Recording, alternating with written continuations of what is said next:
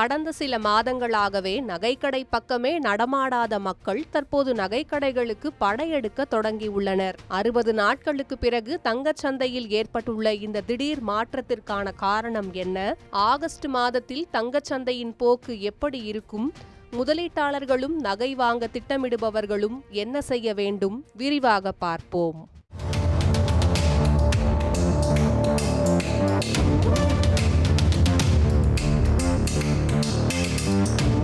2026ஆம் ஆண்டின் முதல் பாதியில் உலகளாவிய அரசியல் சூழல்கள், ஈரான் தொடர்பான பதற்றங்கள் மற்றும் கச்சா எண்ணெய் விலை மாற்றம் போன்ற சர்வதேச காரணங்களால் தங்கச்சந்தையில் பெரிய அளவில் ஏற்ற இறக்கங்கள் நிலவின.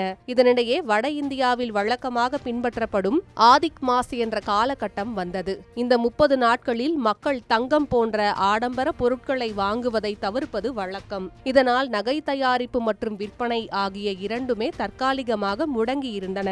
அதே நேரத்தில் சர்வதேச சந்தையின் சப்ளை அதிகரித்ததும், விலை ஒரு சீரான வரம்பில் தேக்கமடைந்ததும் மக்கள் தங்கம் வாங்குவதை குறைத்து வேடிக்கை பார்க்க வைத்தன.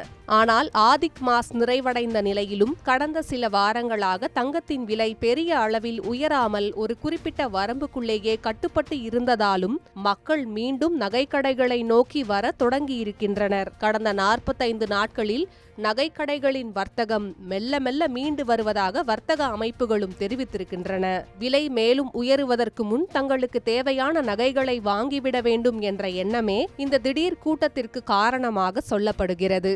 அப்படியென்றால் இந்த ஆகஸ்ட் மாதத்தில் தங்கச்சந்தை எப்படி இருக்கும் என்று கேட்டால், அமெரிக்க மத்திய வங்கி வட்டி விகித முடிவுகள் மற்றும் சர்வதேச சந்தையின் போக்கு காரணமாக தங்கம் விலை தற்காலிகமாக கட்டுப்படுத்தப்பட்டே உள்ளது. சந்தை நிபுணர்களின் கருத்துக்களின்படி வரும் வாரங்களில் தங்கத்தின் விலை பெரிய அளவில் திடீரென உயர வாய்ப்பே இல்லை. மாறாக நிலையாக இருக்கும் அல்லது லேசான சரிவை சந்திக்கவும் வாய்ப்பிருக்கிறது.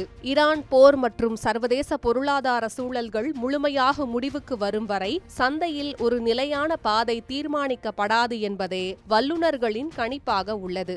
எனவே நகைகள் வாங்க திட்டமிட்டிருப்பவர்களுக்கும் நீண்ட நாள் அடிப்படையில் முதலீடு செய்ய நினைப்பவர்களுக்கும் இந்த ஆகஸ்ட் மாதம் ஒரு நல்ல வாய்ப்பாகவே பார்க்கப்படுகிறது.